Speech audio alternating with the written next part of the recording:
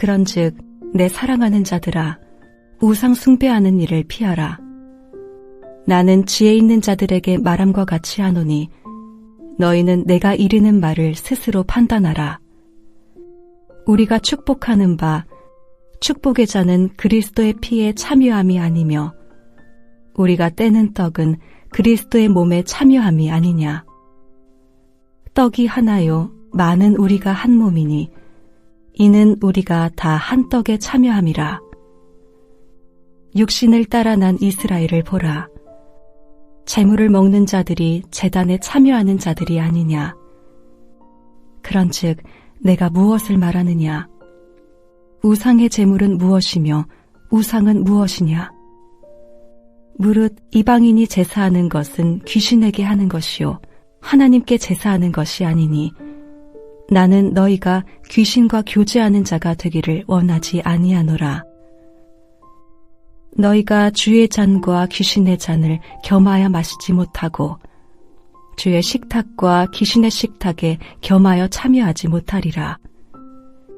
그러면 우리가 주를 노여워하시게 하겠느냐?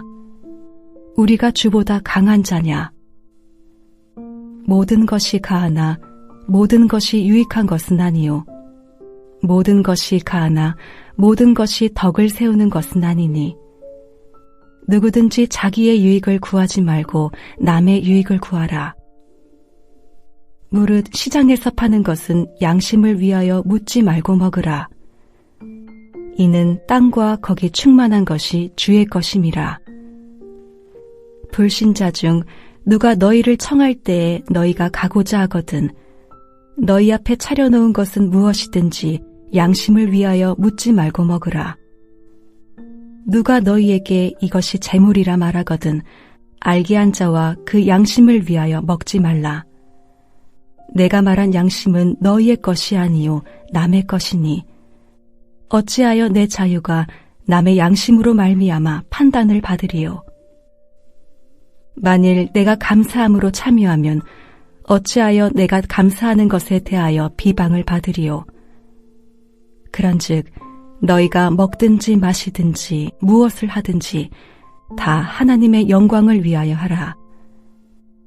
유대인에게나 헬라인에게나 하나님의 교회에나 거치는 자가 되지 말고 나와 같이 모든 일에 모든 사람을 기쁘게 하여 자신의 유익을 구하지 아니하고 많은 사람의 유익을 구하여 그들로 구원을 받게 하라. 내가 그리스도를 본받는 자가 된 것 같이 너희는 나를 본받는 자가 되라. 고린도전서 8장부터 11장 1절까지는 우상에게 바친 제물에 관한 문제를 다루고 있습니다.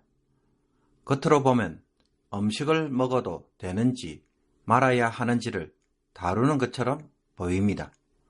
그러나 실제로는 지식과 자유를 내세우는 믿음이 강한 자들과 믿음이 약한 자, 즉 양심이 약한 형제들 사이에 일어난 심각한 갈등 문제를 담고 있습니다.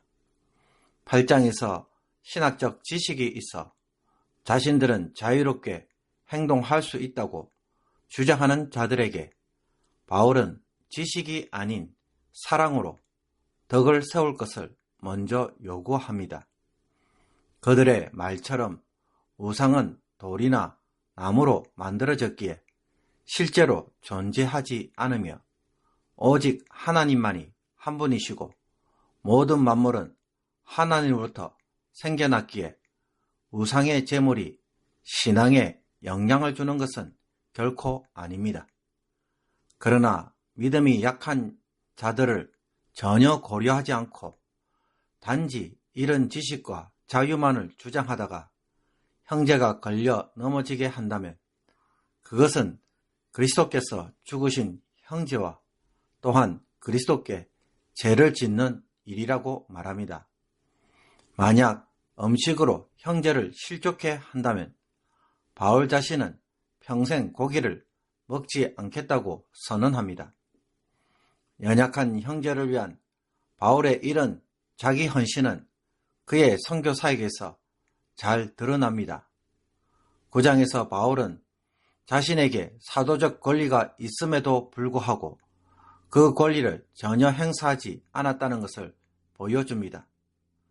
그리스도의 복음에 아무런 장애가 없게 하기 위해서 아무쪼록 몇 사람이라도 구원할 수만 있다면 바울은 사도의 권리로 인해 대접받기보다는 도리어 여러 사람을 위해 희생하는 종이 되기를 마다하지 않았다는 것입니다. 따라서 바울은 지식이 있다고 자유하는 자들에게, 믿음이 강한 자들에게 경고합니다. 달리기 경주에서 달리는 자가 상을 얻으려면 모든 일에 절제를 해야만 하는 것처럼 성도가 썩지 않을 상을 얻기 위해서는 권리를 포기하고 절제해야 한다는 것입니다. 심지어 바울 자신도 목표 없이 아무렇게나 사역하는 것이 아니라 자신의 죄된 본성과 이기적 욕망을 굴복시키는 일에 힘쓴다고 말합니다. 바울이 자기 스스로 이렇게 훈련하는 이유는 남에게는 복음을 전파한 후에 도리어 자신이 버림받는 자가 될까봐 두려워하기 때문이었습니다. 여기에 대해 10장에서 바울은 과거 이스라엘의 실패를 한 예로 듭니다. 출애굽 때 이스라엘은 구름 아래에 있고 바다 가운데 지나며 신령한 음식과 음료를 마셨습니다. 이것은 그리스도를 통해 세례를 받고 성찬에 참여한 것과 같은 것입니다. 그러나 하나님은 그들의 다수를 기뻐하지 않으시므로 그들은 광야에서 멸망받았다는 사실을 지적합니다.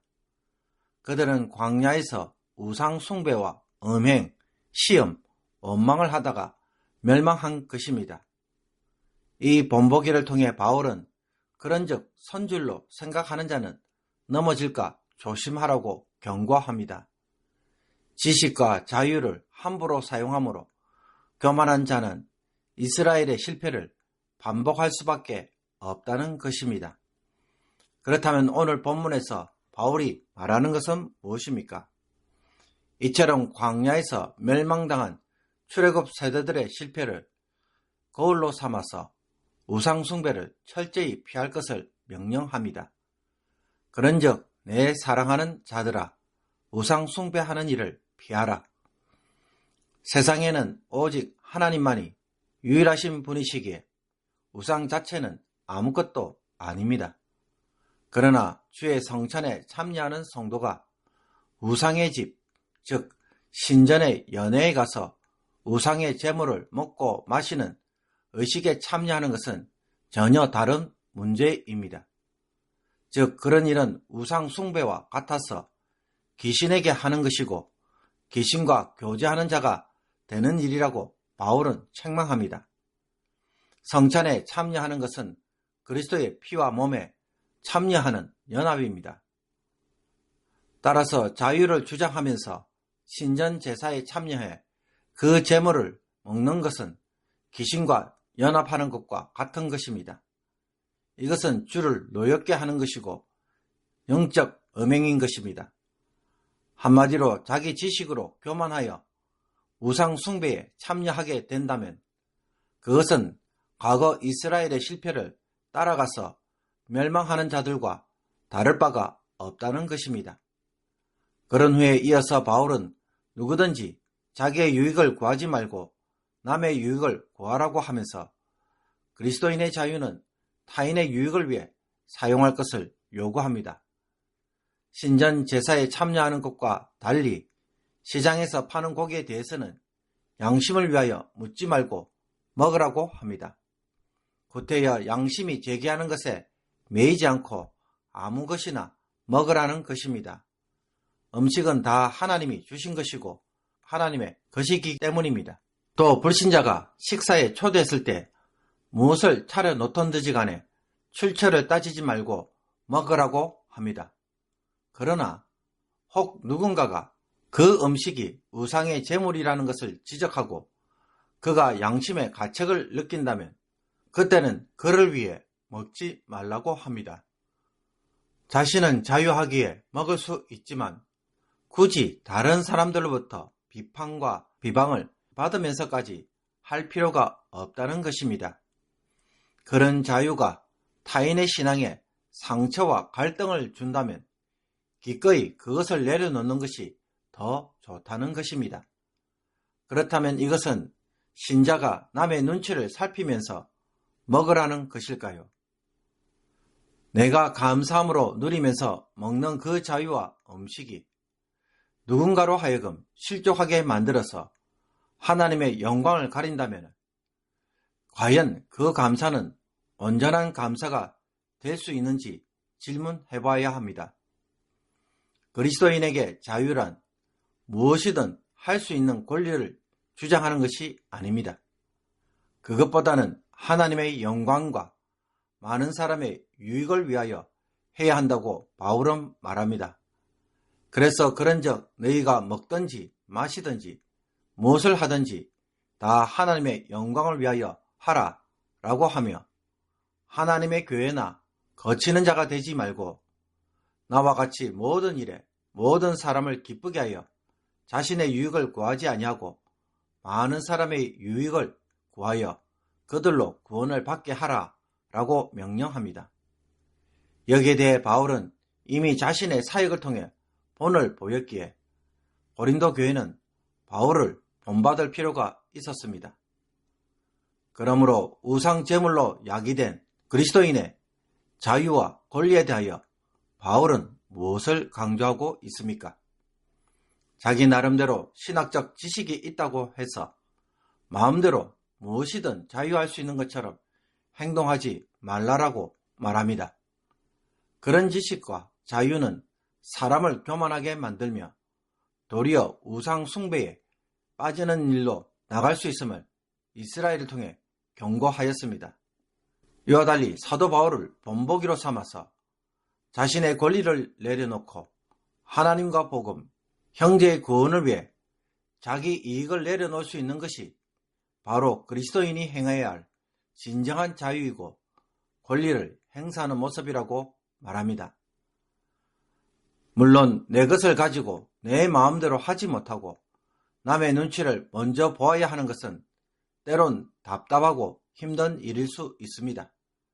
그러나 하나님의 영광을 위해 이웃의 이익을 위해 복음과 구원을 위해 자유를 제한하고 도리어 종처럼 섬기는 것은 하나님과 이웃을 사랑하는 일이자 주님처럼 살아가는 제자의 길입니다.